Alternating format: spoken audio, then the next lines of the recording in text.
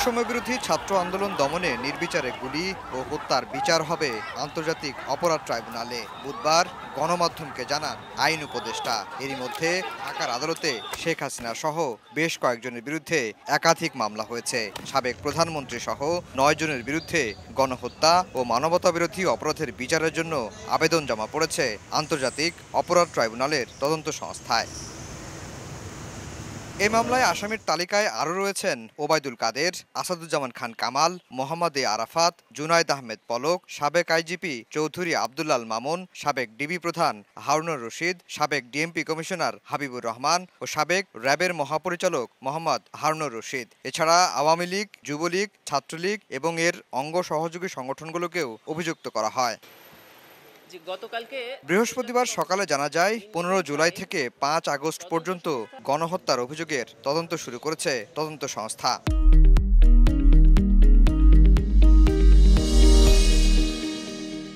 সাবেক প্রধানমন্ত্রী শেখ হাসিনা, তার মন্ত্রী পরিষদের কয়েকজন সদস্য, পুলিশ, র্যাব এর ঊর্ধ্বতন কর্মকর্তা এবং সংগঠন হিসাবে বাংলাদেশ আওয়ামী লীগ এবং তার অঙ্গ সংগঠনকে এখানে আসামি করা হয়েছে। তদন্ত কর্মকর্তা এই মামলার দায়িত্বভার গ্রহণ করেই তদন্ত কার্যক্রম শুরু করে দিয়েছেন। তিনি জানান, বর্তমান ট্রাইব্যুনালেই বিচার সম্ভব শেখ হাসিনা ও তার মন্ত্রী পরিষদের সিনিয়র সদস্যদের। টার্গেট করে যে এই গ্রুপ অফ পিপলকে হত্যা করার উদ্দেশ্যে বা তাদেরকে সম্পূর্ণ বা আংশিক ডিস্ট্রয় করার উদ্দেশ্যে ওদের গ্রুপের কোনো এক ব্যক্তি বা কোনো একটা গ্রুপকে হত্যা করা হয়, তাহলে এটা জেনোসাইড হবে। এই আইনের ৩-এর ১ ধারায় পরিষ্কার করে বলা আছে যে ১৯৭৩ সালে এই আইন প্রণয়নের পূর্বে এবং পরের সকল অপরাধের বিচার এই আইন দ্বারাই করা সম্ভব।